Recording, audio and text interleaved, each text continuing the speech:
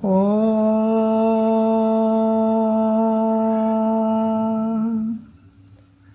ಗುರುರ್ಬ್ರಹ್ಮ ಗುರುರ್ವಿಷ್ಣು ಗುರುರ್ದೇವೋ ಮಹೇಶ್ವರಃ ಗುರು ಸಾಕ್ಷಾತ್ ಪರಬ್ರಹ್ಮ ತಸ್ಮೈ ಶ್ರೀ ಗುರವೇ ನಮಃ. ಶ್ರೀ ಜಗದ್ಗುರು ಸಿದ್ಧಾರೂಢರ ಪಾದಕಮಲಗಳಿಗೂ,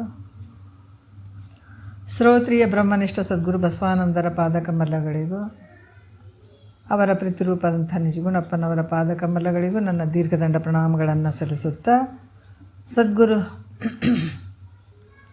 ಮಾರ್ತಂಡ ಸಾಬಾಯಿ ಸದ್ಗುರುಗಳ ಪಾದಕಮಲಗಳಿಗೂ ನನ್ನ ದೀರ್ಘದಂಡ ಪ್ರಣಾಮಗಳನ್ನು ಸಲ್ಲಿಸ್ತೇನೆ. ಸದ್ಗುರು ರಾಯಪ್ಪ ಸದ್ಗುರುಗಳ ಪಾದಕಮಲಗಳಿಗೂ ನನ್ನ ದೀರ್ಘದಂಡ ಪ್ರಣಾಮಗಳನ್ನು ಸಲ್ಲಿಸುತ್ತಾ, ಎಲ್ಲ ಮಹಾತ್ಮರ ಪಾದಕಮಲಗಳಿಗೂ ನನ್ನ ದೀರ್ಘದಂಡ ಪ್ರಣಾಮಗಳನ್ನು ಸಲ್ಲಿಸುತ್ತಾ, ಮನದಲ್ಲಿ ಸ್ಮರಿಸಿಕೊಳ್ಳುತ್ತಾ, ತಮ್ಮೆಲ್ಲರಿಗೂ ವಂದಿಸುತ್ತಾ, ಇವತ್ತಿನ ಪರಮಾನುಭವದ 6ನೇ ಸಂಧಿ ನಡೆದದ 7ನೆಯ ಸೂತ್ರದಲ್ಲಿ ಕೊನೆಯ ಒಂದು ಕೆಲವು ನುಡಿಗಳನ್ನು ಹೇಳಬೇಕಾಗ್ತದೆ. ಭಾಳಷ್ಟು ಹಂತವಾಗಿ ಇಲ್ಲಿ ಕೂಡ ಕ್ರಮವಾಗಿ ಒಂದು ಜೀವನ್ಮುಕ್ತನಾಗುವಂಥ ಒಂದು ಆರೂಢನ ಒಂದು ಸ್ಥಿತಿಗತಿಗಳನ್ನು ಕೂಡ ಹೇಳುತ್ತಾರೆ ಅವರು. ಮುಮುಕ್ಷು, ಅಭ್ಯಾಸಿ, ಅನುಭವಿ, ಆರೂಢ. ಅಭ್ಯಾಸಿಯ ಲಕ್ಷಣವನ್ನು ನಿರೂಪಣೆ ಮಾಡಿದ್ರಿ ಹಿಂದಿನ ವಿಚಾರಗಳಲ್ಲಿ. ಈಗ ಅನುಭವಿ ಮತ್ತು ಆರೂಢರ ವಿಚಾರಗಳನ್ನು, ಯಾಕಂದ್ರೆ ನಮಗೆ ಇವು ಗೊತ್ತಿರೋಂಗಿಲ್ಲ ಎಷ್ಟೋ ಜನರಿಗೆ. ಈ ಕ್ರಮಶಾಸ್ತ್ರ ಕೇಳಿದಾಗ ಇವು ಗೊತ್ತಾಗ್ತದೆ. ಮುಮುಕ್ಷಿ ಅಂದರೆ ಹೆಂಗಿರ್ತಾನೋ ಗೊತ್ತಿರೋಂಗಿಲ್ಲ, ಅಭ್ಯಾಸಿ ಅಂದರೆ ಏನು ಅಂತ ಗೊತ್ತಿರೋಂಗಿಲ್ಲ, ಮತ್ತು ಅನುಭವಿ ಅಂದರೆ ಯಾರು ಅಂತ ಗೊತ್ತಿರೋಂಗಿಲ್ಲ, ಆರೂಢನ ಸ್ಥಿತಿಗೆ ಬಂದಂಥ ಹೆಂಗಿರ್ತಾನೆ ಅನ್ನೋದು ಗೊತ್ತಿರೋಂಗಿಲ್ಲ. ಹಲವಾರು ವಿಚಾರಗಳನ್ನು ಅವ್ರು ಹೇಳ್ತಾರೆ. ಅದಕ್ಕೆ ಗುರು ಕರುಣೆ ಭಾಳ ಮುಖ್ಯವಾಗಿರುವಂಥದ್ದು.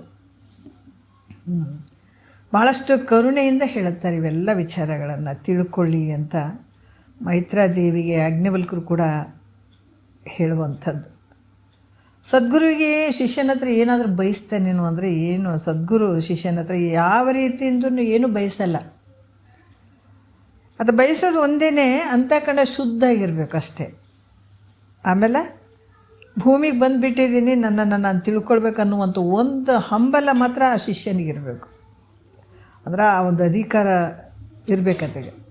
ಇದು ಜ್ಞಾನವನ್ನು ಪಡ್ಕೊಳ್ಬೇಕಾದ್ರೆ ಒಂದು ಅಧಿಕಾರ ಬೇಕಾಗ್ತದೆ, ಅಧಿಕಾರಿನೇ ಇರಬೇಕಾಗ್ತದೆ. ಅಂದಾಗ ಮಾತ್ರ ಇದು ಅಳವಡ್ತದೆ. ಅದಕ್ಕೆ ಇಲ್ಲಿ ಅನುಭವಿ ಮತ್ತು ಆರೂಢರ ಲಕ್ಷಣಗಳನ್ನು 8ನೆಯ ಒಂದು ನುಡಿಯಲ್ಲಿ ಹೇಳ್ತಾರೆ. 8ನೆಯ ಸೂತ್ರ ಇದು ನಾವು ಈಗ ಶುರು ಮಾಡೋದು 8ನೆಯ ಸೂತ್ರ. 6ನೆಯ ಪರಮಾನುಭವದೇ 6ನೆಯ ಸಂಧಿ 8ನೆಯ ಸೂತ್ರ. ಕೊನೆಯ ಒಂದು ಕೆಲವು ನುಡಿಗಳನ್ನು ನೋಡೋಣ. ದ್ವೈತ ಅದ್ವೈತವನ್ನು ಇನ್ನೇನು ಹೇಳ್ತಾರೆ, ದ್ವೈತ ಅದ್ವೈತವನ್ನು ಉಳಿದವನು ಅನುಭವಿ, ಕೃತ್ಯ ಜಾತವಿಲ್ಲದವನು ಆರೂಢನು ಅಂತ ಹೇಳ್ತಾರೆ. ಅಂದರೆ ದ್ವೈತ ಅದ್ವೈತವನ್ನು ಉಳಿದವನು ಅಂದರೆ ಬಿಟ್ಟವನು. ಇದು ಬೇರೆ ಅದು ಬೇರೆ, ನಾನು ಬೇರೆ ನೀನು ಬೇರೆ, ದೇವ್ರು ಬೇರೆ ದಿಂಡ್ರಿ ಬೇರೆ ಅಂತ ಏನಾಗ್ತದಲ್ಲ, ಅವು ಯಾವ ಆತನ ಭಾವದಾಗ ಇರೋಂಗಿಲ್ಲ. ಅದಕ್ಕೆ ಒಂದು ಇಲ್ಲ ಯಾಕಂದರೆ ಒಂದು ಅದ್ವೈತ, ನಾನೇ ಪರಬ್ರಹ್ಮ ಸ್ವರೂಪ ಅನ್ನುವಂಥ ಭಾವ, ಇಲ್ಲಿ ಭಿನ್ನಕ್ಕೆ ಅವಕಾಶವಾಗಿರುವಂಥ ಭಾವ ಎರಡು ಇರುವಂಥದ್ದು, ಅದು ಬೇರೆ ಇದು ಬೇರೆ ಅನ್ನುವಂಥ ವಿಚಾರ. ಇವೆರಡನ್ನು ಬಿಟ್ಟಿರ್ತಾನಂತ, ಇವೆರಡನ್ನೇ ಬಿಟ್ಟಂಥವನು. ಅದಕ್ಕೇನು ಹೇಳ್ತಾರೆ, ಅನುಭವಿ ಅಂತ ಹೇಳ್ತಾರೆ. ಅದಕ್ಕೆ ದ್ವೈತ ಅದ್ವೈತ ಎರಡನ್ನು ತನ್ನ ಮನಸ್ಸಿನಲ್ಲಿ ಬಿಟ್ಟಿರ್ತಾನಂತ, ಬಿಡುವಂಥದ್ದು. ಮತ್ತು ಅದಕ್ಕೆ ಇನ್ನೂ ಮತ್ತು ಮುಂದೆ ಹೇಳ್ತಾರೆ, ಕೃತ್ಯ ಜಾತವಿಲ್ಲದವನು ಅಂದರೆ ಮಾಡ್ತಕ್ಕಂಥದ್ದು ಕರ್ತವ್ಯಗಳು ಇಲ್ಲದಂಥವನು, ಆತ ಕರ್ತವ್ಯ ರಹಿತನಾಗಿರುವಂಥವನು ಯಾರು, ಆರೂಢನು ಅಂತ ಹೇಳ್ಕೊಂಡು ಬರ್ತಾರೆ ಅವರು. ಯಾವುದು ಮಾಡ್ತಕ್ಕಂಥದ್ದು ಯಾವುದು ಇಲ್ಲವೇ ಇಲ್ಲ ಅಂಥದ್ದಿಗೆ ಆರೂಢ ಅಂತ ಹೇಳಿ ನಿನ್ನೆಯ ವಿಚಾರಗಳಲ್ಲಿ ಸ್ವಲ್ಪ ಬಂತು. ಯಾಕಂದ್ರೆ ಈ ದೇಹಾದಿ ಪದಾರ್ಥಗಳಲ್ಲಿ, ಅದಕ್ಕೆ ಈಗ 4ನೇ ನುಡಿಯಲ್ಲಿ ಕೂಡ ಹೇಳ್ತಾರೆ, ವಿಷಯಗಳೋಳು, ಭೋಗ ವಿಷಯಗಳೋಳು, ತತ್ವ ವಿಷಯಗಳೋಳು, ಕರ್ಮಕುಲವೆಂಬ ವಿಷಯಗಳೋಳು ರತಿ ವಿರತಿಯನ್ನುಳಿದು ನಿರ್ವಿಷಯ ಆರೂಢ ನೆನೆಸುತ್ತಿರ್ಕು ಅಂತ ಹೇಳ್ತಾರೆ. ಅದಕ್ಕೆ ಆರೂಢ ಅಂತ ಹೇಳ್ತಾರೆ. ಯಾಕಂದ್ರೆ ದೇಹಾದಿ ಪದಾರ್ಥಗಳಲ್ಲಿ ಇರುವಂಥದ್ದು, ಶಬ್ದಾದಿ ವಿಷಯಗಳಲ್ಲಿ ಮತ್ತು ಈ ತತ್ವ ವಿಷಯಗಳಲ್ಲಿ ಈ ಕರ್ಮಕುಲವೆಂಬಂದರೆ ಕರ್ಮ ಸಮೂಹ ಇವೆಲ್ಲವುಗಳಲ್ಲಿ ಆತಗ ರತಿನೂ ಇಲ್ಲ, ವಿರತಿನೂ ಇಲ್ಲ. ಪ್ರೀತಿ ಅಪ್ರೀತಿ ಎರಡೂ ಇರದೇ ಇರುವಂಥವನು, ಅಲ್ಲಿ ಯಾವುದಕ್ಕೂ ವಿಷಯ ಆಗದೇ ಇರುವಂಥವನು ಆತಗ ಆರೂಢ ಅಂತ ಹೇಳಿಸ್ಕೊಳ್ತಾನ ಅಂತ ಹೇಳಿದರು. 5ನೇ ನುಡಿಯಲ್ಲಿ ಆ ಥರ ಕರ್ಮೋಪಾಸನ ಫಲಗಳಲ್ಲಿ ಸಂಕಲ್ಪ ಮತ್ತು ವಿಕಲ್ಪ ಇರ್ತವೆ ಅನ್ನೋತಗ ಅಂದರೆ ಇರೋಂಗಿಲ್ಲ. ಆತಗ ಆರೂಢ ಅಂತ ಹೇಳ್ತಾರೆ. ತನಗೆ ನಿಖಿಲ ಕರ್ಮದೋಳು ವಿಷಯಗಳೋಳು ಇನಿಸು ಸಂಕಲ್ಪ ವಿಕಲ್ಪನೆ ಜನಿಸದೆ ಸರ್ವ ಸಮತ್ವ ಭಾವನೆಯುಳ್ಳವನು ತಾನೇ ಆರೂಢ ನೆನಪನು ಅಂತ ಹೇಳ್ತಾರೆ.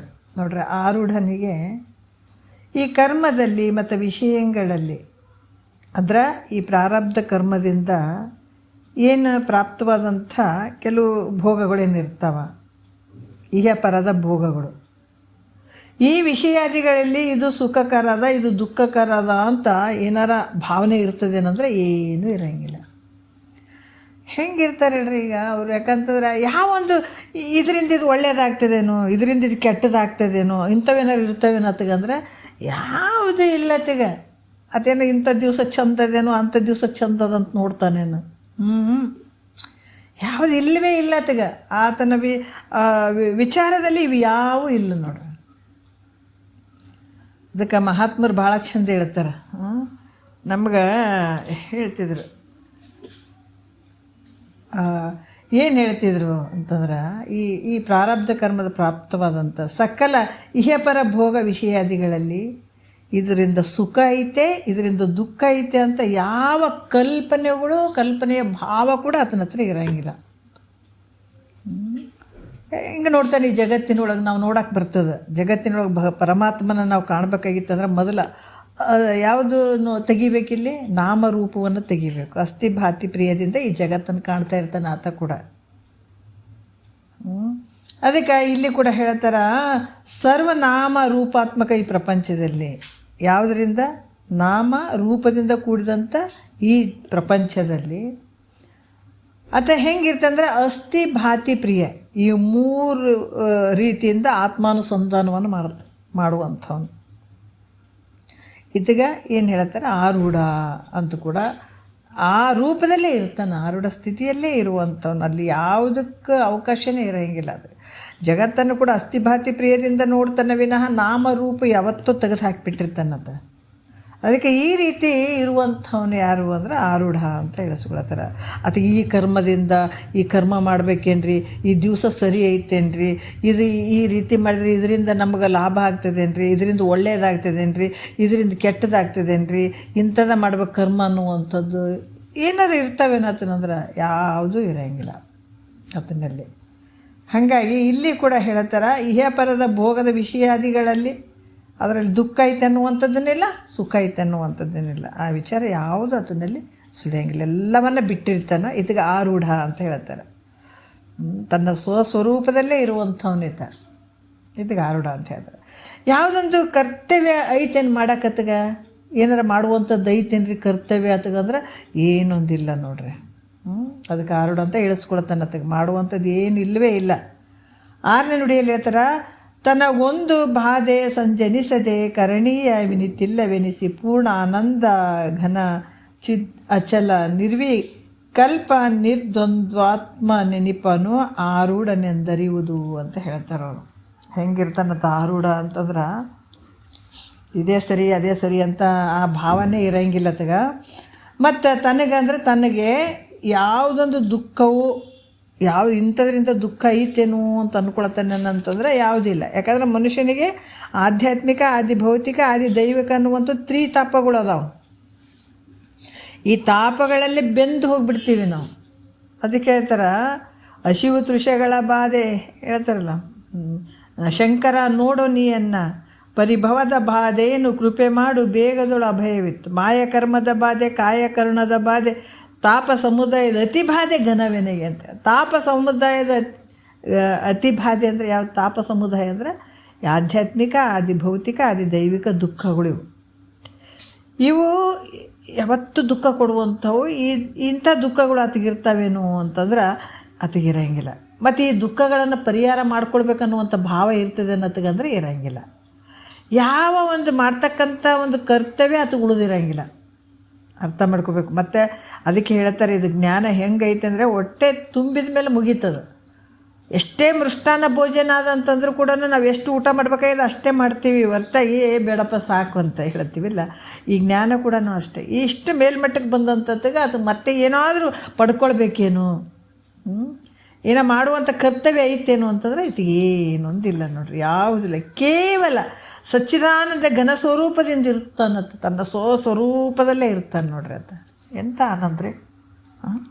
ನೋಡುವಂಥದ್ದು ಸೃಷ್ಟಿ ದೃಷ್ಟಿ ಎಲ್ಲಷ್ಟು ತನ್ನ ಸ್ವರೂಪನೇ ಆಗಿಬಿಟ್ಟದಂತಂದಾಗ ಎಷ್ಟು ಆನಂದ ಆಗ್ತಿರ್ಬೋದು ಮಹಾತ್ಮನಿಗೆ. ಸಚ್ಚಿದಾನಂದ ಘನ ಸ್ವರೂಪದಿಂದಿರುವನು ಆತಗೆ ಆರೂಢ ಅಂತ ಹೇಳ್ತಾರೆ. ಆತ ಯಾವುದು ಮಾಡುವಂಥದ್ದಿಲ್ಲ, ಕೃತಕೃತ್ಯನು ಅಥವಾ ಧನ್ಯ ಆಗಿಬಿಟ್ಟಿದ್ದಾನ, ಸಿದ್ಧ ಪುರುಷ ಆಗಿಬಿಟ್ಟಿದ್ದಾನ, ಯೋಗಿಯು ಅನೇಕ ಹೆಸರುಗಳಿಂದ ಆತ ಕರೆಸಿಕೊಡುತ್ತಾನೆ. ಆರೂಢ, ಮಹಾತ್ಮ, ಕೃತಕೃತ್ಯನು, ಸಿದ್ಧನು, ಯೋಗಿ, ಹಲವಾರು ಹೆಸರುಗಳಿಂದ ಕರೆಸಿಕೊಡುತ್ತಾನೆ ಆರೂಢ ನೋಡ್ರಿ.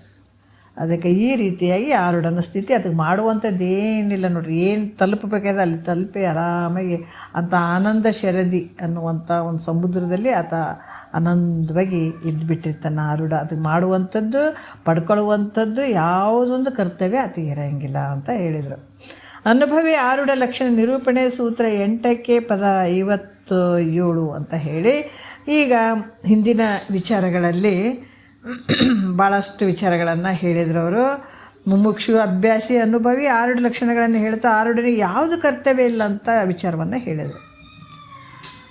ಮತ್ತು ಅದಕ್ಕೆ ಅವನಿಗೆ ಯಾವುದಾದ್ರೂ ಒಂದು ಕಾಂಡದಲ್ಲಿ ಹೇಳಿದ ಪ್ರಕಾರ ಏನಾದರೂ ಒಂದು ಕಾರ್ಯವನ್ನು ಮಾಡಬೇಕಾಗ್ತದಲ್ಲ ಅಂತ ಏನಾರ ಶಂಕೆ ಮಾಡಿದ್ರೆ ಯಾವುದರ ಒಂದು ಕಾಂಡದಲ್ಲಿ, ಯಾಕಂತಂದ್ರೆ ಇದರಲ್ಲಿ ಯಾವ ರೀತಿ ಅಂತಂದ್ರೆ ಈ ಭಕ್ತಿ, ಜ್ಞಾನ ಮತ್ತು ಈ ಉಪಾಸನೆ ಅನ್ನುವಂಥದ್ದು, ಇದರಲ್ಲಿ ಯಾವುದಾದ್ರೆ ಇಂಥವು ಮಾಡಬೇಕನ್ನುವಂಥದ್ದು ಏನಾರ ಇರ್ತದೇನು ಇವರಿಗೂ ಕೂಡ ಅಂತ ಏನಾರ ಬೈ ಚಾನ್ಸ್ ಶಂಕೆ ಬಂದರೆ ಅದು ಯಾರಿಗೆ ಹೇಳಿರ್ತಾರಂದ್ರೆ ರಾಗ ವಿರಾಗ ಉಳ್ಳಂಥ ಅನ್ಯರಿಗೆ ಹೇಳ್ತದ ಹೊರತು ಆರೂಢನಿಗೆ ಹೇಳಿಲ್ಲ ಇದು. ಯಾಕಂದರೆ ಅದಕ್ಕೆ ಯಾವ ರಾಗನೂ ಇಲ್ಲ, ವಿರಾಗನೂ ಇಲ್ಲ, ಯಾವ ಕಾಂಡಗಳು ಅದಕ್ಕೆ ಸಂಬಂಧ ಇಲ್ಲ, ಯಾವುದು ಸಂಬಂಧ ಇಲ್ಲ, ಮೂರು ಸಂಬಂಧ ಇಲ್ಲ ಅದಕ್ಕೆ. ಕರ್ಮನೂ ಸಂಬಂಧ ಇಲ್ಲ, ಉಪಾಸನೆ ಸಂಬಂಧ ಇಲ್ಲ, ಜ್ಞಾನನೂ ಸಂಬಂಧ ಇಲ್ಲ ಅದಕ್ಕೆ. ಅದನ್ನೆಲ್ಲವನ್ನು ಮೀರಿತಾನೆ. ಅದಕ್ಕೆ ನೀತಿಗಳೆದು ಕಾಯ ಕರಣ ಕಾರ್ಯಗಳ ಭೂತ ಕಾರಣ ಪಂಚಕವ ನುಳಿದು ನೀತಿ ಭೀತಿಯ ಮೀರಿ ನಿಂದು ನೋಡಲು ಪರಂ ಜ್ಯೋತಿ ಸ್ವರೂಪ ನೀನಾಗುತ್ತಿಂತು. ಎಲ್ಲವನ್ನ ಮೀರಿ ಮೇಲ್ಗಡೆ ನಿಂತುಬಿಟ್ಟಿದ್ದಾನೆ. ಅದಕ್ಕೆ ಅದಕ್ಕೆ ಯಾವುದು ರಾಗನೂ ಇಲ್ಲ, ವಿರಾಗನೂ ಇಲ್ಲ, ರಾಗ ವಿರಾಗ ರಹಿತನಾಗಿದ್ದಾನೆ. ಅದರಿಂದ ಆರೂಢನಿಗೆ ಯಾವ ಒಂದು ಕರ್ಮ, ಉಪಾಸನೆ, ಜ್ಞಾನಕಾಂಡಗಳು ಅವ್ರಿಗೆ ಹೇಳ್ಯಾರೇನಂತಂದ್ರೆ ಅವ್ರಿಗೆ ಇಲ್ಲ. ಮತ್ತು ಯಾರಿಗೆ ಹೇಳಿದಾರೆ ಅಂತಂದ್ರೆ ಅಧಿಕಾರಿಗಳು ಕ್ರಮದಿಂದ ಯಾವುದು ಈ ಕರ್ಮಕ್ಕೆ ಅಧಿಕಾರಿ, ಉಪಾಸನಕ್ಕೆ ಅಧಿಕಾರಿ ಮತ್ತು ಜ್ಞಾನಕ್ಕೆ ಅಧಿಕಾರಿಗಳು ಈ ಕ್ರಮದಿಂದ ರಾಗ ವಿರಾಗ ಈ ಮೂರು ರೀತಿಯಿಂದ ಅಂದ್ರೆ ಅದರಲ್ಲಿ ಪ್ರೀತಿ ಉಳ್ಳಂಥವ್ರು ಯಾರಿಗೆ ಈ ರಾಗ ಇರುವಂಥವ್ರು, ವಿಷಯಾದಿಗಳ ಮೇಲೆ ರಾಗ ಉಳ್ಳಂಥವ್ರಾಗಿರ್ಬೋದು, ವಿಷಯ ಅಪೇಕ್ಷೆ ಉಳ್ಳಂಥವ್ರಾಗಿರ್ಬೋದು, ಈ ವಿಚಾರಗಳನ್ನು ಮುಂದೆ ಹೇಳ್ತಾರೆ ಅವರು. ಯಾರಿಗೆ ಈ ಕರ್ಮಕಾಂಡ, ಉಪಾಸನಕಾಂಡ, ಜ್ಞಾನಕಾಂಡ ಹೇಳಿದರು, ಯಾವ ಅಧಿಕಾರಿಗೆ ಈ ವಿಷಯಗಳನ್ನು ಹೇಳಿದರು ಅನ್ನುವಂಥದ್ದನ್ನು ಈ ಮುಂದಿನ ವಿಚಾರದಲ್ಲಿ ಹೇಳ್ತಾರೆ.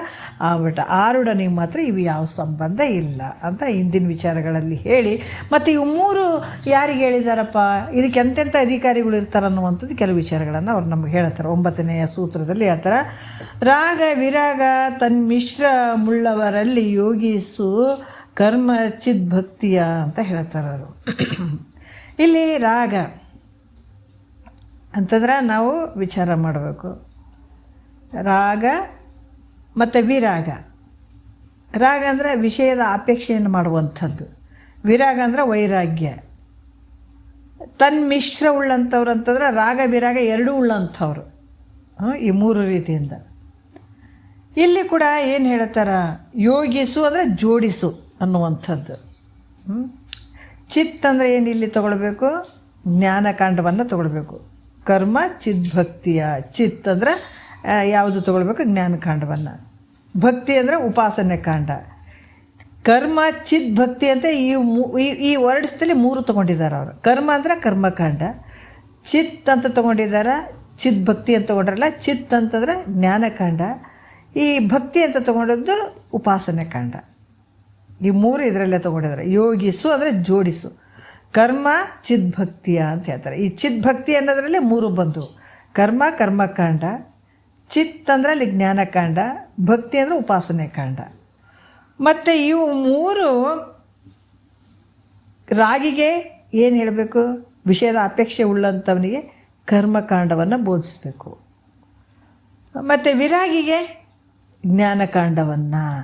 ನೋಡ್ರಿ, ಅದಕ್ಕೆ ಅವ್ರು ಮೊದಲೇ ಹೇಳಿಬಿಟ್ಟಾರ, ಪರಮ ವಿರಕ್ತಂಗೆ ಪರತರ ಶಿಷ್ಯಂಗೆ ಪರಮಾರ್ಥ ಅರಿವ ಆತ್ಮತನುಜಂಗೆ.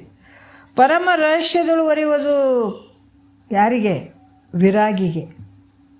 ಪರಮ ವಿರಕ್ತನಿಗೆ ಪರಮ ರಹಸ್ಯದಲ್ಲಿ ಇದನ್ನು ಹೇಳಂತ ಹೇಳಿದಾರೆ, ರಾಗಿಗಲ್ಲ ಇದು ಹೇಳೋದು. ಅದಕ್ಕೆ ಇಲ್ಲಿ ಹೇಳ್ತಾರೆ, ಪರಮ ರಹಸ್ಯದಳು ಅರಿಯೋದು ಕರ್ಮ ತತ್ಪರರಿಗೆ ಜ್ಞಾನ ಹೇಳಕ್ಕೆ ಹೋಗ್ಬೇಡ ಅಂತ ಹೇಳ್ತಾರೆ ಅವರು. ಎಷ್ಟು ಅದ್ಭುತ ರೀ. ಮತ್ತು ಕೇಳಿಬಿಟ್ಟು ಇಲ್ಲದ ಒಂದು ಹೇಳ್ಕೊತ ಕುಂತವಕ್ಕೆ ಅವಕ್ಕೆ ಯಾಕೆ ಹೇಳಕ್ಕೆ ಹೋಗ್ತೀನಿ ನೀನು? ಅವು ಬರೀ ಕರ್ಮ ಅದೇ ದೊಡ್ಡದಂತ ಅವು ಕುಂತಿರ್ತಾವೆ, ಅವು ನಿನ್ನ ಮಾತು ಕೇಳ್ತಾವೇನು? ನಾವು ಭಾಳ ವಿರುದ್ಧ ಆಗ್ತದೆ ರೀ. ಕರ್ಮದವರಿಗೆ ಸ್ವಲ್ಪ ಜ್ಞಾನ ವಿಚಾರಗಳನ್ನು ಹೇಳುವಂಥದಕ್ಕೆ ಭಾಳ ವಿರೋಧ ಆಗಿಬಿಡ್ತದೆ. ಅವರು ಸ್ವೀಕಾರ ಮಾಡೋಂಗೇ ಇಲ್ಲ, ಯಾಕಂದ್ರೆ ಅಂಥ ಭಾವನೆ ಹಂಗಿರ್ತದೆ. ಅದಕ್ಕೆ ಒಂದು ಚೂರು ಉಸಿರು ಬಿಡ್ರಿ ಅಂತಾರೆ ಅವ್ರ ಮುಂದೆ. ಕರ್ಮದಲ್ಲಿ ಯಾರು ತಲ್ಲೀನರಾಗಿ ಅದೇ ಶ್ರೇಷ್ಠ ಅಂತ ಅದರಲ್ಲೇ ಹೊರಳಾಡ್ತಿರ್ತಾವ. ಅದಕ್ಕೆ ಮಹಾತ್ಮರು ಹೇಳ್ತಾರೆ, ಅದು ಏನು ಹೇಳ್ತಾರೆ ಅವರು, ನಂಬು ಜ್ಞಾನವನ್ನೇ ಕರ್ಮವೆಂಬ ಜಾಲದೋಳು ಸಿಲ್ಕಿ ಅಂಬಲಿಸದಿರು ಮುಕ್ತಿ ಎಂಬಯಸಿ ಮನುಜ. ವಿರೋಧ, ಆತನ ಅಪೇಕ್ಷೆ ಬೇರೆ ಅದ, ಈತನ ಅಪೇಕ್ಷೆ ಬೇರೆ ಅದ. ಅದು ಬರೀ ಅದು ಸಂಪತ್ತು ಕೊಡು, ಇದು ಸಂಪತ್ತು ಕೊಡು, ಭೋಗದ ಅಪೇಕ್ಷೆ ಇಟ್ಕೊಂಡು ಅದಕ್ಕೆ ಕೇಳಕತ್ತದ. ಈತಿಗೇನು ಬೇಕಾಗ್ಯದ, ಇವೆಲ್ಲವ ದುಃಖದಿಂದ ನಿವೃತ್ತಿಯಾಗಿ ನನಗೆ ಮೋಕ್ಷ ಕೊಡು, ನನಗಿಂತ ಅತ್ಯಂತ ಆನಂದ ನನಗೆ ಬೇಕಂತ ಈತ ಕೂತ್ಕೊಂಡು ಎರಡಕ್ಕೂ ಭಾಳ ವ್ಯತ್ಯಾಸ ಐತೆ. ಹಾಗಾಗಿ ಅಂಥವರಿಗೆ ಏನು ಭೋಗದ ಅಪೇಕ್ಷೆ, ವಿಷಯಗಳ ಅಪೇಕ್ಷೆ ಇಟ್ಕೊಂಡಂಥವ್ರಿಗೆ ಜ್ಞಾನದ ವಿಚಾರಗಳು ಭಾಳಷ್ಟು ಕಷ್ಟ ಆಗ್ತದೆ, ಅವ್ರು ಈ ಸ್ವೀಕಾರ ಮಾಡೋಂಗಿಲ್ಲ.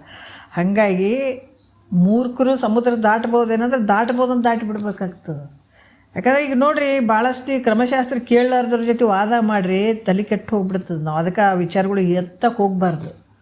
ಯಾಕಂದ್ರೆ ಅವ್ರು ಏನು ತಿಳ್ಕೊಂಡಿದ್ದಾರೆ ಹೇಳ್ರಿ, ಯಾರ ಹತ್ರ ತಿಳ್ಕೊಂಡಿದ್ದಾರೆ ಅಂತ ಅಂಥವ್ರ ಜೊತೆ ವಾದ ಮಾಡಬೇಕು, ಇಂಥ ವಿಚಾರಗಳನ್ನು ಹೇಳಬೇಕು. ಹೇಳ್ಕೂಡ್ದು ಅಂತ ಹೇಳ್ತಾರೆ. ಒಂದು ಚೂರು ಉಸಿರು ಕೂಡುದು ಅಂತ ಹೇಳ್ತಾರೆ. ಕರ್ಮ ತತ್ಪರರಿಗೆ ಅರುಪಲಾಗೋದು ಇದನ್ನೊಮ್ಮೆ ಒಂದು ಚೂರು ಹೇಳಕ್ಕೆ ಹೋಗ್ಬೇಡ ಅಂತ ಹೇಳ್ತಾರೆ ಅವ್ರು. ಅದಕ್ಕೆ ಅಂಥವ್ರಿಗೆ ಏನು ಹೇಳಬೇಕು, ಅಪೇಕ್ಷೆ, ವಿಷಯಗಳ ಅಪೇಕ್ಷೆ ಉಳ್ಳಂಥವ್ರು. ಅದಕ್ಕೆ ಗುರುಗಳು ಭಾಳ ಕರುಣಾಮಯಿಗಳು ಅಂತ ಹೇಳುವಂಥದ್ದು. ಯಾಕೆ ಅಂತಂದ್ರೆ, ನೀನು ಹೇಳಿದಂಥದ್ದು ನೋಡ್ರಿ, ಒಂದು ಮಗು ಅಳ್ತಾ ಇತ್ತಂತಂದ್ರೆ ಅಪ್ಪ ಅಮ್ಮ ಅಂತಾರೆ, ಹೋಗ್ಲಿ ಇಷ್ಟು ಕೇಳಕತ್ತಿದ್ದು, ಇಷ್ಟು ಆಟ ಮಾಡಾಕತ್ತಿದ್ದು, ಇಷ್ಟರ ಕೊಟ್ಬಿಡೋಣ, ಇಷ್ಟರ ತೊಗೊಳ್ಳಿ, ಇಷ್ಟರ ಮಾಡಲಿ ಅಂತ ಒಂದು ಭಾವ ಇರ್ತದೆ. ಮತ್ತು ಈತನ ಮನಸ್ಸು ಹೆಂಗದಂತಂದ್ರೆ ಅಪೇಕ್ಷೆ ಮಾಡುವಂಥ ಭಾವ ಐತೆ, ವಿಷಯಗಳ ಅಪೇಕ್ಷೆ ಮಾಡುವಂಥ ಭಾವ ಐತೆ. ಆದರೂ ಕೂಡ ಇದು ಹಂಗೆ ಸಾಯಬಾರ್ದು. ಅದು ಏನು ಪಡ್ಕೊಳ್ಬೇಕಾಗ್ಯದ ಆ ಭಾವದಿಂದ ಅಟ್ಲೀಸ್ಟ್ ಕರ್ಮಾರ ಮಾಡಲಿ ಅಂತ ಕರ್ಮಕಾಂಡವನ್ನು ಬೋಧಿಸಿದ್ರು ಅವರು. ಅದಕ್ಕೆ ರಾಗಿಗೆ ಕರ್ಮ, ಅದು ಮುಂದೆ ಇದನ್ನು ಒಂದು ಸ್ವಲ್ಪ ನಿಷ್ಕಾಮ ಭಾವದಿಂದ ಮಾಡ್ತಾ ಬಂದರೆ ಮುಂದಿನ ಸ್ಟೆಪ್ಗಳು ಹತ್ತುತ್ತಾನೆ ಮುಖ್ಯವಾಗಿರುವಂಥದ್ದು. ಯಾಕಂದ್ರೆ ಈ ಕರ್ಮ ಉಪಾಸನೆಯಿಂದ ನಿಷ್ಕಾಮ ಭಾವ ಮಾಡಿದಾಗ, ನಿಷ್ಕಾಮ ಕರ್ಮ ಮಾಡಿದಾಗ ಮಾತ್ರ ಅಂತಃಕರಣ ಶುದ್ಧ ಆಗ್ತದೆ. ಮಲ ವಿಕ್ಷೇಪದಿಂದ ಏನು ಇದು ಸುಮ್ಮನೆ ನೋಡಿರಿ, ಹೊರಗಿನ ಸಾಮಾನುಗಳು ಏನೇನೋ ಹಾಕಿ ನಾವು ತಿಕ್ಕಿ ತೊಳೆದು ಫಳ ಅನ್ನಿಸ್ಬೋದು, ಆದ್ರೆ ಒಳಗಿಂದ ಅಂತಃಕರಣ ಹೆಂಗೆ ಫಳ ಅನ್ಸೋಕ್ಕಾಗ್ತದೆ ರೀ? ಅದಕ್ಕೆ ಅಂತಃಕರಣ ಫಳ ಅನ್ನಿಸ್ಬೇಕಾಗಿತ್ತಂದ್ರೆ ನಾವು ಮಾಡುವಂಥ ಕೆಲಸ ಏನು ಇವಾಗ ಒಂದು ತಾಸು ಮಾಡ್ತೀವಲ್ಲ, ಇದು ಸಜ್ಜನರ ಸಹವಾಸದಿಂದ ಅಂತಃಕರಣ ಫಳ ಉಳಿತದೆ. ಅದಕ್ಕೆ ಸತ್ಯವಂತರ ಸಂಗವಿರಲು ತೀರ್ಥವ್ಯಾತಕೆ, ನಿತ್ಯ ಜ್ಞಾನಿಯಾದ ಮೇಲೆ ಚಿಂತೆಯಾತಕೆ. ಎಷ್ಟು ಅದ್ಭುತವಾಗಿ ಹೇಳ್ಯಾರಲ್ಲ. ಸತ್ಯವಂತರ ಸಂಘದಲ್ಲಿ ಈ ಕೆಲಸಗಳು ಆಗ್ತಾವೆ. ಅದು ಸತ್ಯ ವಸ್ತುವನ್ನು ಅರ್ಥಕೊಂಡು ನಾವು ಸುಮ್ಮ ಕುಂತು ಏನೇನೋ ಮಾತಾಡ್ತೀವಿ, ನಮ್ಮ ಸತ್ಸಂಗರೇ ಅಂದ್ರೆ ಹಂಗಲ್ಲದು. ಸತ್ಸಂಗ ಅಂದ್ರೆ ಸತ್ಯ ವಸ್ತುವಿನ ವಿಚಾರ ಇರಬೇಕಲ್ಲಿ. ಸತ್ಯ ವಸ್ತುವನ್ನು ತಿಳಿಸುವಂಥದ್ದೇ ಸತ್ಸಂಗ. ಅದು ಸತ್ಯ ವಸ್ತುವನ್ನು ಬಲ್ಲಂಥವ್ರು ಇರಬೇಕಲ್ಲಿ. ಅದಕ್ಕೆ ಹೇಳ್ತಾರೆ, ಈಗ ಒಂದು ಫಸ್ಟಿಗೆ ಪದ ಬಂತು ನೋಡ್ರಿ ಸರ್ಪಭೂಷಣವ್ರದ್ದು, ಬಾಯ ಬ್ರಹ್ಮವ ನುಡಿದು ಅನುಭಾವವಿಲ್ಲದ ಮಾಯ ಮೋಹಿಗೆ ಮೋಕ್ಷವೆಂದೆಂದಿಗಹುದೇ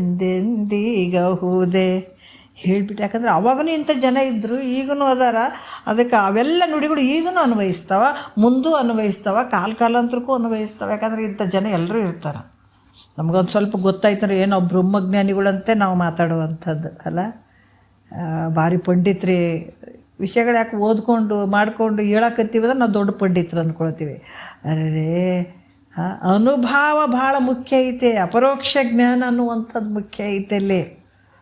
ಅದಕ್ಕೆ ಬರೀ ಬಾಯಿಲೆ ಬ್ರಹ್ಮಜ್ಞಾನವನ್ನು ನುಡಿದು ನಿನಗೆ ಅದು ರುಚಿನೇ ಗೊತ್ತಾಗಲಿಲ್ಲ ಅಂದ್ರೆ, ಗೊತ್ತಿರಲಿಲ್ಲ ಅಂದ್ರೆ ನಿನಗೆ ಯಾವಾಗ ಮೋಕ್ಷ ಆಗ್ತದ? ಸೌಟು ಎಲ್ಲ ಪದಾರ್ಥದಾಗ ಅಡುಗೆ ಒಳಗೆ ಆಗ್ತದೆ ಅದು ಆ ಬಿಟ್ಟದೇನದು ಸೌಟ್ ಅಂದ್ರೆ ನಾವು ಎದ್ರಾಗ ಸಾರಿನಾಗ ಪಲ್ಯದೊಳಗೆ ಎಲ್ಲದ್ರಾಗ ಕಲಸೋದಕ್ಕೆ ಹಾಕೋದಕ್ಕೆ ಮಾಡೋದಕ್ಕೆ ಯಾವತ್ತೂ ಸಾರು ಅದರಲ್ಲೇ ಬಳಸ್ತೀವಿ, ಅದರಲ್ಲೇ ಇರ್ತದೆ. ಖರೆ ಪಾಪ ಅದು ಏನು ಮಾಡ್ತೀರಿ, ಅದು ರುಚಿನೇ ಗೊತ್ತಿಲ್ಲ, ಅದಕ್ಕೆ ಏನು ಮಾಡ್ತೀರಿ? ಅದ್ರಂಗೆ ನಾವು ಬ್ರಹ್ಮನನ್ನು ಬಾಯಿ ತುಂಬ ಹೊಗಳ್ತೀವಿ, ನುಡಿತೀವಿ, ಅದ್ರ ಬಗ್ಗೆ ಹೇಳ್ತೀವಿ. ಆದರೆ ಎಷ್ಟು ಅದ್ರಾಗಿದ್ರೆ ಅದ್ರ ರುಚಿನೇ ನಿನಗೆ ಗೊತ್ತಿರಲಿಲ್ಲ ಅಂದ್ರೆ ತೊಗೊಂಡು ಏನು ಮಾಡ್ತೀಯೋ? ಮೊದಲು ರುಚಿ ಗೊತ್ತು ಮಾಡ್ಕೊ, ಅದ್ರ ರುಚಿ ಗೊತ್ತು ಮಾಡ್ಕೊ. ಅದು ದೊಡ್ಡ ಕೆಲಸ ನಿಂದು. ಆ ರುಚಿ ಹೆಂಗದ ಅನ್ನೋದನ್ನು ನೀ ತಿಳ್ಕೊ ಫಸ್ಟ್. ಜನರು ಯಾಕೆ ಮೆಚ್ಚಕ್ಕೆ ಹೋಗ್ತಿ, ಪ್ರಚಾರ ಆಗ್ಬೇಕಂತ ಯಾಕೆ ಅಷ್ಟೆಲ್ಲ ಬಡ್ದಾಡ್ತಿದ್ದಿ? ಮೊದಲು ನೀನು ಆ ರುಚಿ ಕಾಣು, ನಿನ್ನ ದುಃಖ ನಿವೃತ್ತಿ ಮಾಡ್ಕೊ. ಎಂಥ ಒಂದು ಅದ್ಭುತವಾದಂಥ ಮಹಾತ್ಮರ ವಾಕ್ಯಗಳ್ರಿ ಅವು. ಹೇಳ್ತಾರೆ, ತಿರುಕರಂಗಡಿ ಬೀದಿಯೊಳಗೆ ಕೂಡುತ್ತಾ ರಾಜರ ಅರಮನೆಯೊಳು ಸುದ್ದಿಗಳನ್ನಾಡುವಂತೆ. ಈ ಥರ ಆಗ್ತದೆ ನಮ್ಮ ಪರಿಸ್ಥಿತಿ. ಅದು ರುಚಿನೇ ಗೊತ್ತಿಲ್ಲ ನಮ್ಗೆ ಅಲ್ಲ. ಆ ರೀತಿ ಆಗುವಂಥದ್ದು ಇರ್ತದೆ. ಮಹಾತ್ಮರು ಭಾಳಷ್ಟು ಎಚ್ಚರಿಕೆ ಕೊಡ್ತಾರೆ ನಮ್ಗೆ, ಹೆಜ್ಜೆಜ್ಜಿಗೂ ಎಚ್ಚರಿಕೆಯಿಂದ ಇರಬೇಕಾದಂಥದ್ದು. ಅದಕ್ಕೆ ರಾಗಿಗೆ ಏನು ಹೇಳಿದರು? ಕರ್ಮಕಾಂಡವನ್ನು ಹೇಳಿದರು. ಅಪೇಕ್ಷೆಯನ್ನು ಮಾಡುವಂಥ, ಭೋಗದ ಅಪೇಕ್ಷೆಗಳನ್ನು ಮಾಡುವಂಥ ರಾಗಿಗಳಿಗೂ ಕೂಡ ಅವ್ರು ಏನು ಹೇಳಿದರು? ಕರ್ಮಕಾಂಡವನ್ನು ಹೇಳಿದರು. ಮತ್ತು ವಿರಾಗಿಗೆ ಏನು ಹೇಳಿದರು? ಅದಕ್ಕೆ ನನಗೇನು ಬೇಕಾಗಿಲ್ಲ ಅಂತ ಅನ್ನಿತ. ನನಗೇನು ಬೇಕಾಗಿಲ್ಲಪ್ಪ, ಜನ್ಮಾಂತರದಲ್ಲಿ ನಾನು ಕಷ್ಟಪಟ್ಟು ಬಂದಿದ್ದೀನಿ, ಎಲ್ಲವೂ ತಿಂದಿದ್ದೀನಿ, ಉಂಡಿದ್ದೀನಿ, ಭೋಗಿಸಿದ್ದೀನಿ, ಎಲ್ಲ ಸಾಕಾಗಿ ಹೋಗ್ಬಿಟ್ಟದ. ಆವಾಗಿನಿಂದ ಇಲ್ಲಿ ಮಟ್ಟ ಬರೀ ಅದೇ ಎಂಜಲು ಎಲ್ಲ ಮಾಡ್ಕೊತ ಬಂದಿದ್ದೀವಿ, ಎಲ್ಲಷ್ಟು ತಿಂದಿದ್ದೀವಿ. ಮತ್ತು ಈಗಲೂ ಅದೇ ಮಾಡಕತ್ತೀವಿ.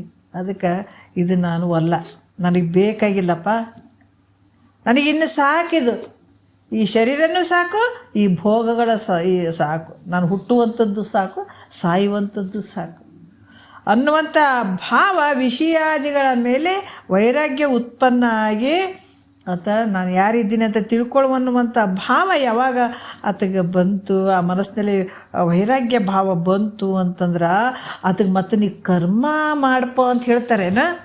ಅದಕ್ಕೆ ಇಲ್ಲಿ ಅಧಿಕಾರಿಗಳು ಭಾಳ ಮುಖ್ಯ.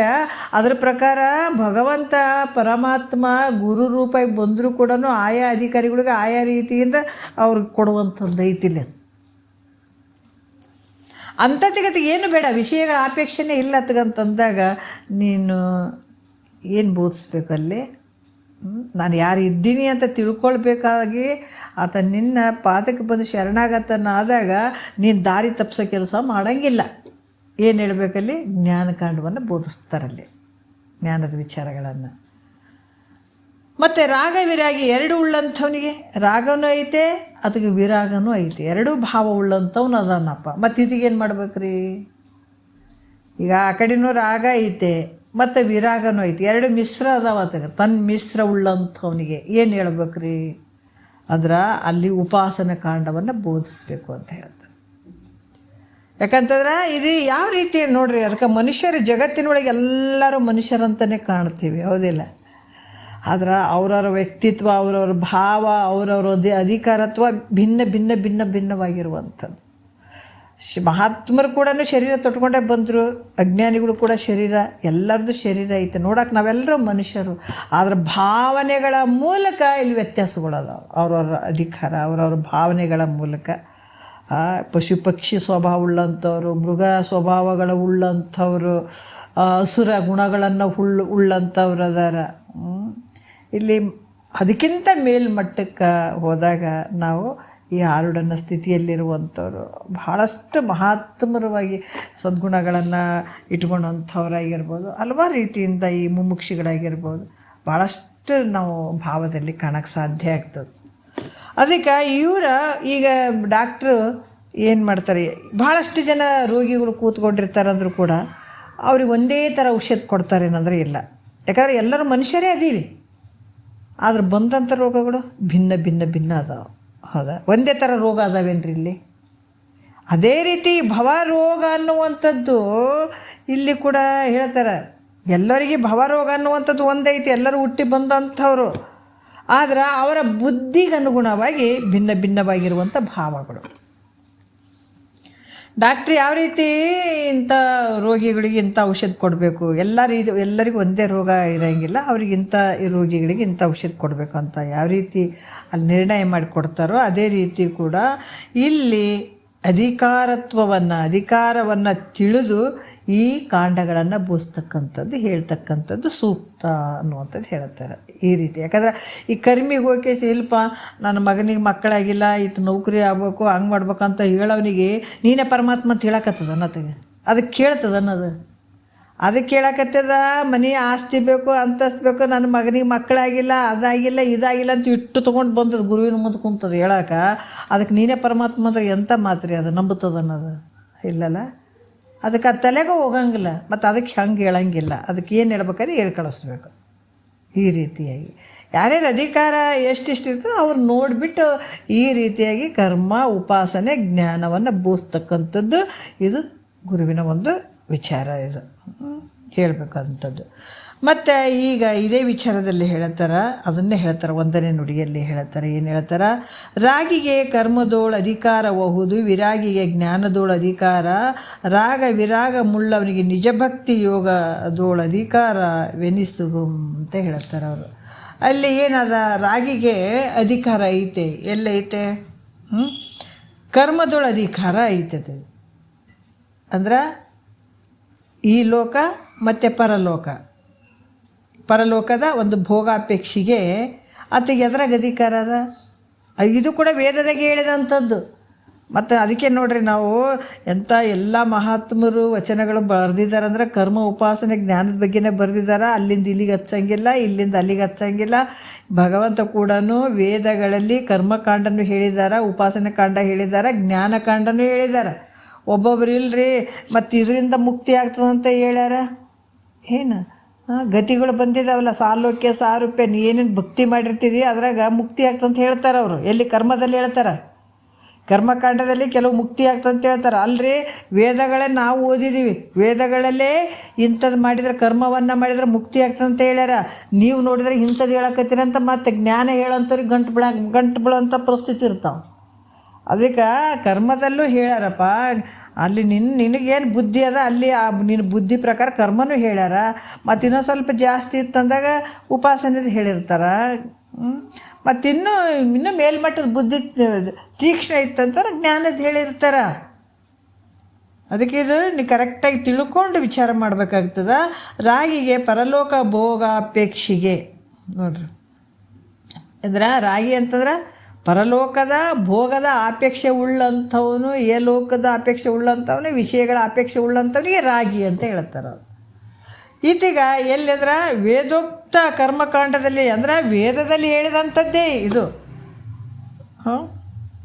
ವೇದಗಳಲ್ಲಿ ಕರ್ಮಕಾಂಡ ಏನು ಹೇಳಿದಾರಲ್ಲ, ಕರ್ಮಕಾಂಡದಲ್ಲಿ ವೇದಗಳಲ್ಲಿ ಹೇಳಿದಂಥ ಕರ್ಮಕಾಂಡಕ್ಕೆ ಅಧಿಕಾರಿಯಾಗಿರ್ತಾನಿತ. ಅಲ್ಲಿ ಕೂಡ ಇದು ಹೇಳ್ಯಾರ, ವೇದದಲ್ಲೇ ಹೇಳಿದ್ದು ಇದನ್ನು.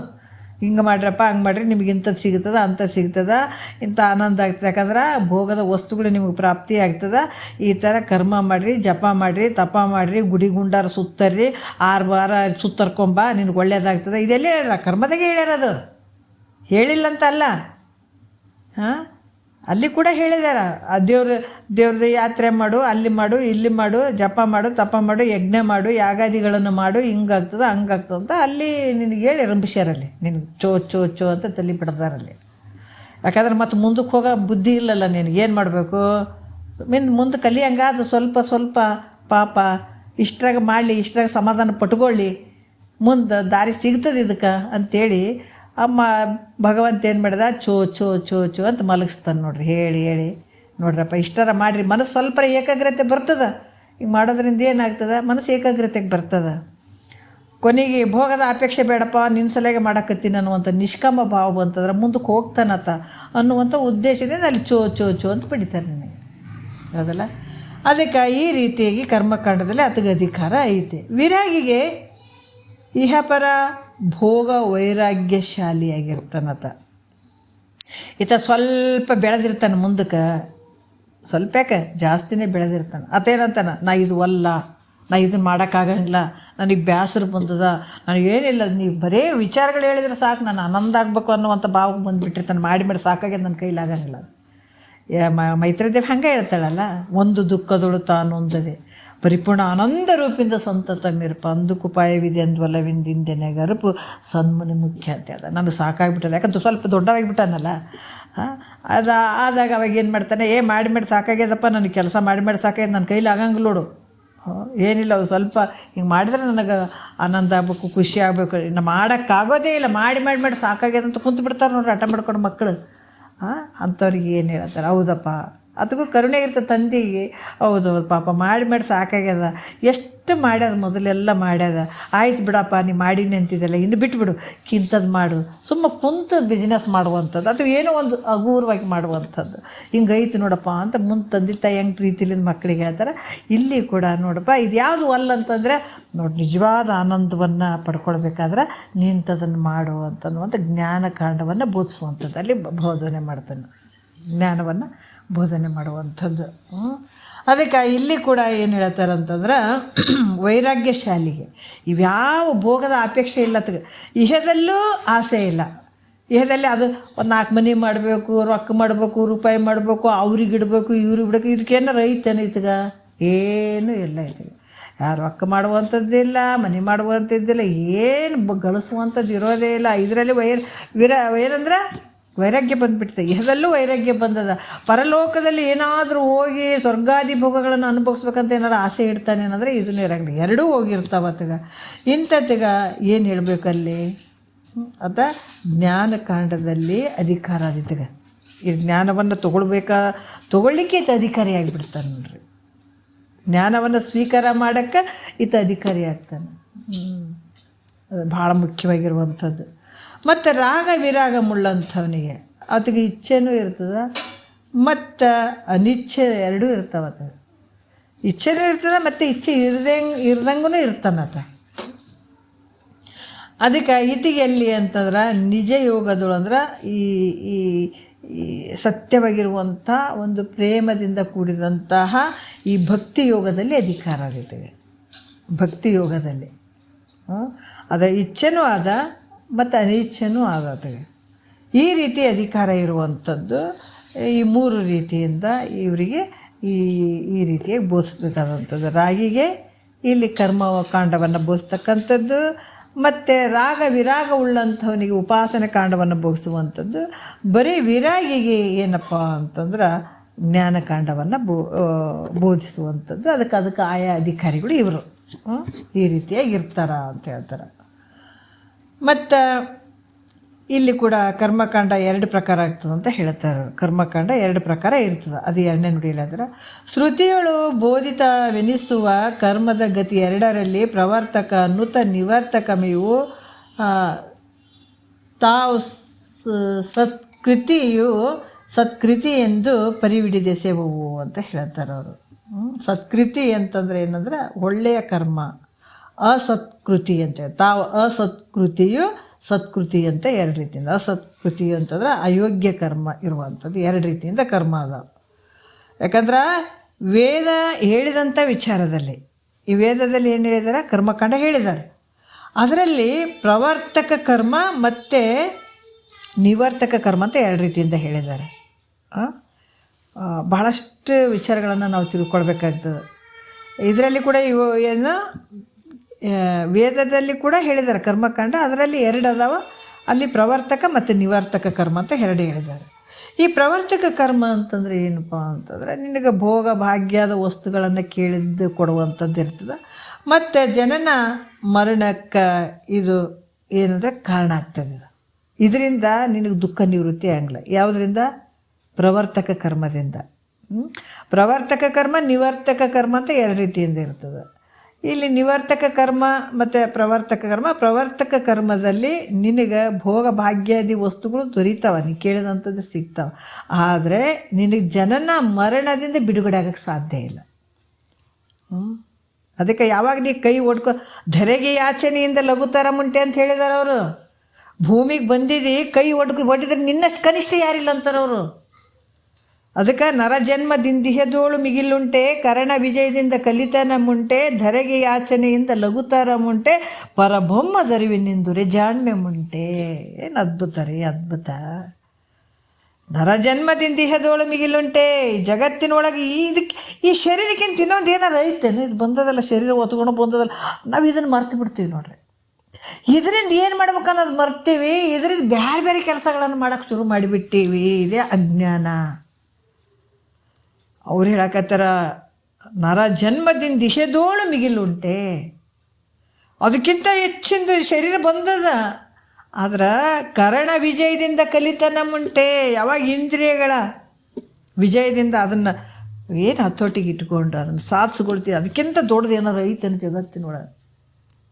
ಧರೆಗೆ ಯಾಚನೆಯಿಂದ ಲಘುತರ ಮುಂಟೆ, ನಿನ್ನ ಇಂದ್ರಿಯಗಳು ಏನು ಬಯಸಿದ್ದನ್ನು ಕೇಳಿ ಕೈ ಹೊಡ್ಕೊಂಡು ಕುಂದ್ರಬೇಡ. ನೀನೇನು ಭಿಕ್ಷೆಗಾರ ಅಲ್ಲ. ಯಾರಿಗೆ ಬೇಡದು? ದೇವ್ರ ಹತ್ರ ಹೋಗಿ ಅಪ್ಪ ಅದು ಒಳ್ಳೇದು ಕೊಡಪ್ಪ, ಒಳ್ಳೇದು ಮಾಡಪ್ಪ ಅಂತ ನೀ ಪರಿಯಾಗಿ ಬೇಡ್ತೀಯಲ್ಲ, ಎಷ್ಟು ಕನಿಷ್ಠ ಐತಿ ನಿನ್ನ ಬುದ್ಧಿ. ಅದಕ್ಕೆ ಬಂದಿಯೇನು ಭೂಮಿಗೆ ನೀನು? ಏನು ಹೇಳ್ತಾರೆ ಅವರು? ಅದು ಕೊಡಪ್ಪ, ಇದು ಕೊಡಪ್ಪ.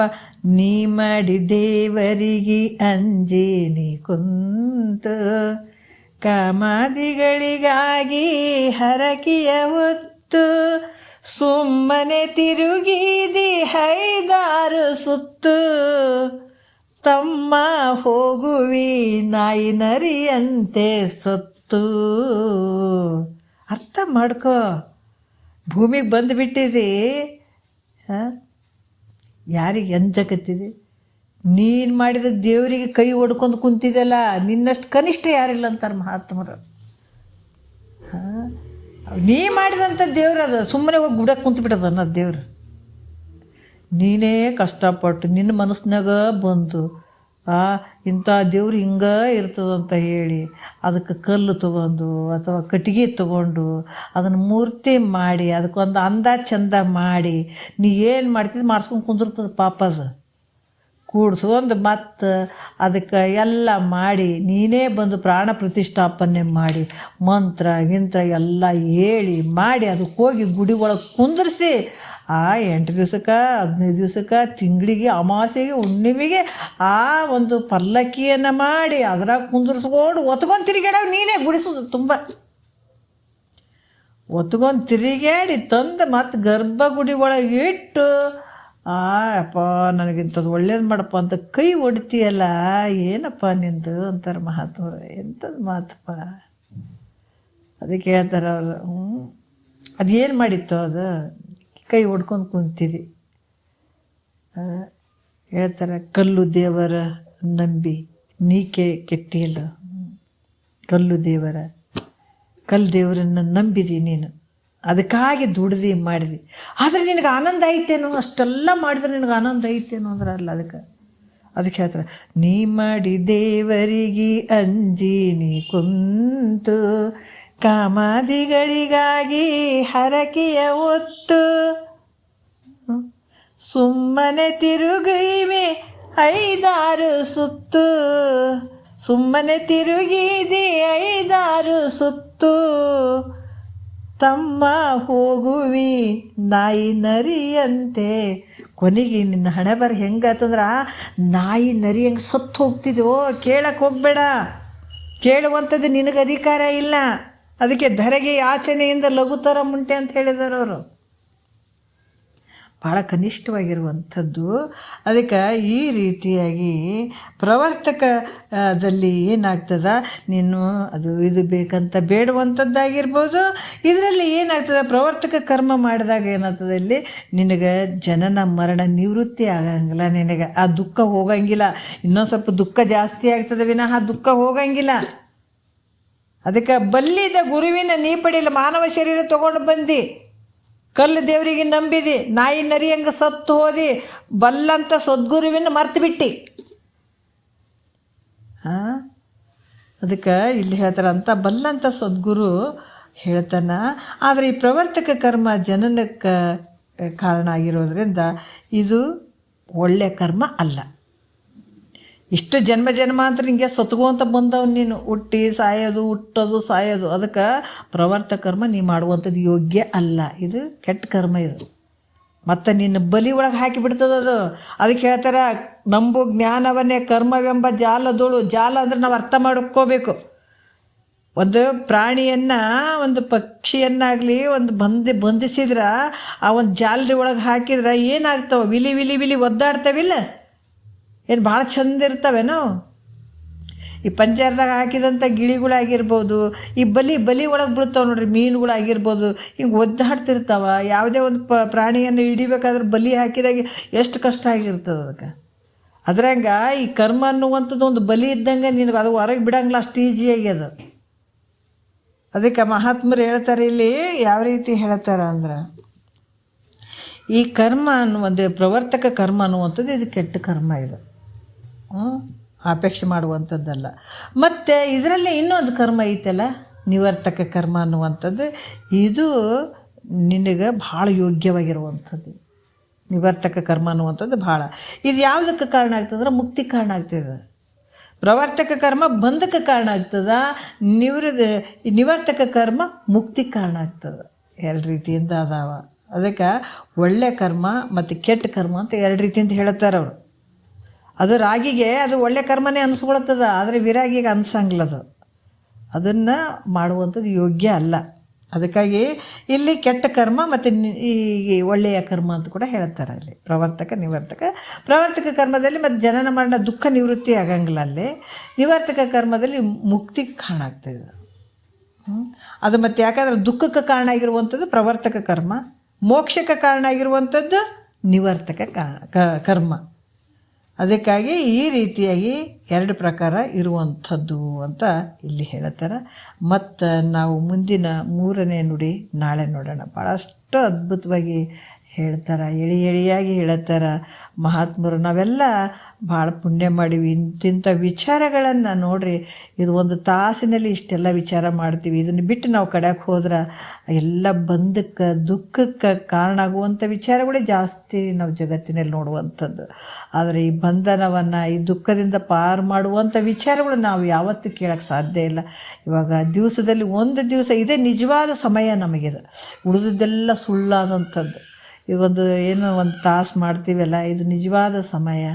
ಇಂಥ ಒಂದು ಸಮಯವನ್ನು ನಾವು ಸದುಪಯೋಗ ಮಾಡ್ಕೊಳ್ತಾ ಇದ್ವಿ, ವಿಚಾರಗಳು ನಾವು ಕೇಳ್ತಾ ಇದ್ದೀವಿ ಅಂದ್ರೆ ನಾವೆಲ್ಲರೂ ಧನ್ಯರು. ಮತ್ತು ಮುಂದಿನ ವಿಚಾರ ನಾಳೆ ನೋಡೋಣ. ಒಂದೆರಡು ಮತ್ತು ಗುರುಗಳು ಪಾದಕ್ಕೆ ಅರ್ಪಿಸಿ ಹರವು.